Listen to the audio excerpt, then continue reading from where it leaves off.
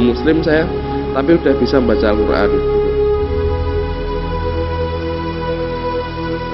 Sosok pria yang satu ini bernama Xavier Hartono, berusia 26 tahun, seorang keturunan Tionghoa yang memutuskan menjadi mu'alaf, memeluk agama Islam.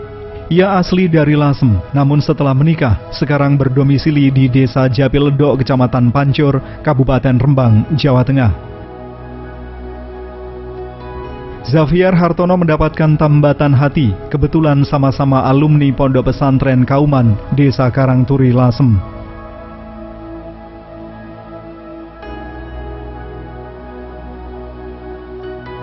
Sesi kali ini saya menghadirkan cahaya Ramadan dengan mengangkat kisah Xavier Hartono.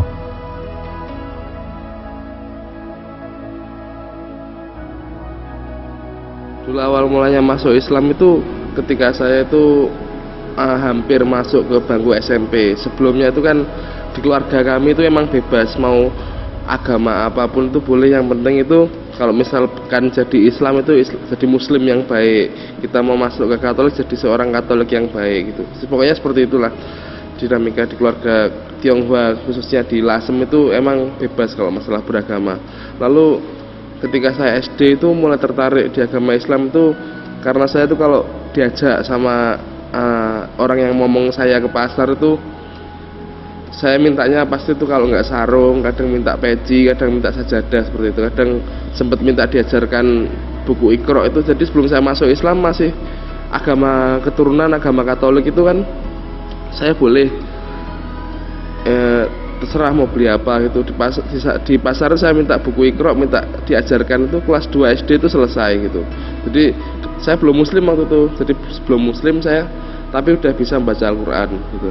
Akhirnya setelah saya, tapi masih tetap saya agama, masih tetap ikut agama kepercayaan orang tua saya. Itu belajar Iqra dari mana? Dari pembantu sih, dari pembantu orang yang ngomong saya itu. Diajarin Iqra, iya. Bisa, habis itu bisa baca Al-Quran sedikit-sedikit itu. Akhirnya kelas 5 SD itu malah sudah lancar baca Al-Quran. Saya bangun tidur gitu otomatis saja saya mau syahadat, saya mau benar-benar mempelajari Islam. Tapi saya sudah memutuskan untuk masuk Islam, tapi saya ingin mempelajari lebih dalam lagi. Akhirnya saya syahadat itu ya masih seperti Islam ya orang yang baru masuk Islam gitu ya. Pokoknya kita yang penting meyakini Tuhan itu esa, terus Nabi Muhammad itu adalah utusan Allah, udah seperti itu. Setelah itu saya jalan seperti biasa. Akhirnya saya mulai belajar itu. Saudara-saudara ada yang muslim, tapi belum kayak masalah sholat lima waktu atau apa itu, yang penting pokoknya muslim gitu.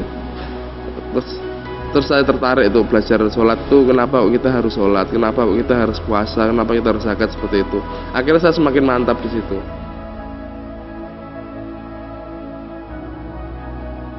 Orang tua, kalau orang tua boleh sih.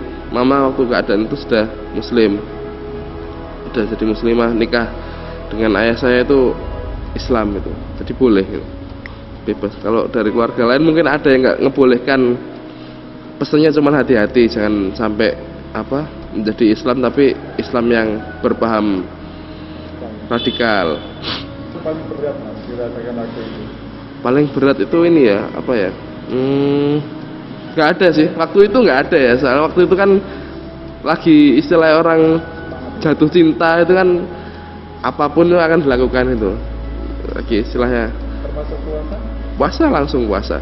Setelah syahadat tahun pertama langsung puasa. Terus kanan kiri teman-teman ada yang kaget itu?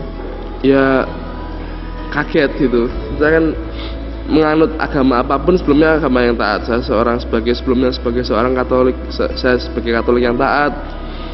Sebagai Muslim saya harus menjadi seorang Muslim yang taat seperti itu. Jadi ya kaget kok tiba-tiba berubah 180 derajat tadi.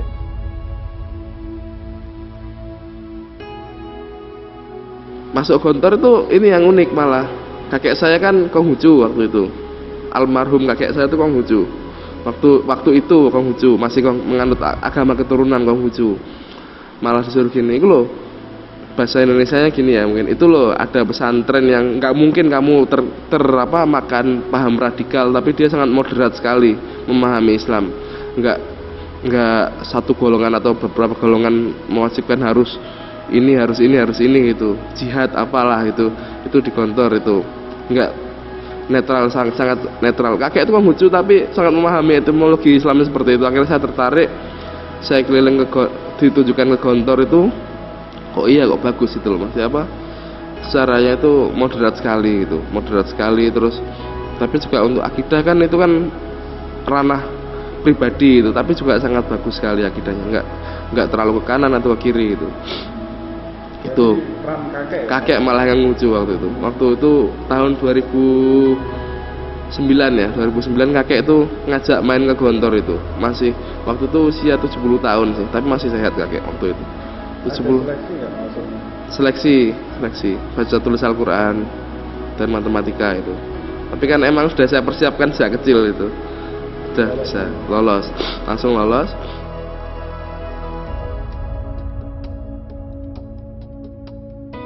Kalau di pondok pesantren Gontor kan kita kan muslim tapi yang sangat global sekali ya, jadi tidak dipetak-petakkan untuk menjadi seorang Nahdiyin atau seorang Muhammadiyah atau seorang Persis atau apa gitu, kan bebas itu. Iya umum. Saya itu pengen spesifik mempelajari masing-masing gitu. Saya ketika mempelajari Muhammadiyah itu di Klaten, terus lalu mempelajari Nahdiyin, memang kan kita kenal juga salah satu pentolan Nahdiyin itu pusatnya juga di Lasem, makanya saya tertarik untuk belajar di pesantren Lasem itu. Ya, akhirnya kemudian ngajar di situ juga. Iya, sampai nikah, sampai beranak pinak di pondok pesantren tersebut. Dapat istri juga alumni situ. Kebetulan adik saya itu saya titipkan di pesantren tersebut, terus teman adik saya atau juga salah satu pengurus adik saya itu istri saya itu. Paling terasa itu kalau menurut saya ya, ini nggak tahu ya kalau yang lain ini, maafin kan namanya agama kan preferensi pribadi gitu. Kalau menurut saya itu saya menjadi lebih peka terhadap lingkungan gitu. Islam kan menurut saya di agama Islam itu sangat agama yang sangat menjunjung tinggi itu kesetaraan semua manusia, rahmat lil alamin, lalu menjadi kita tuh peduli dengan lingkungan.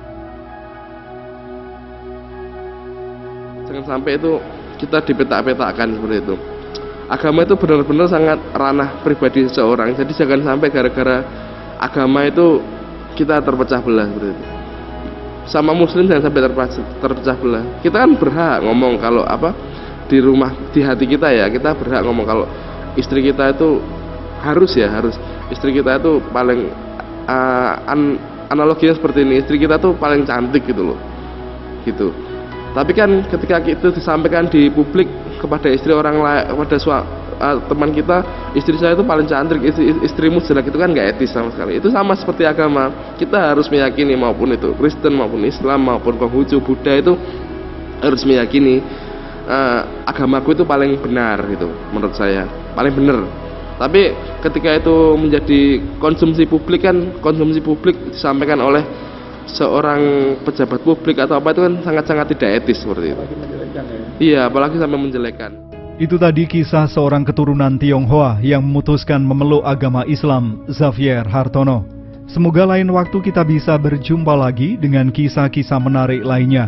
Musa ucapkan terima kasih Anda sudah menyaksikan. Salam.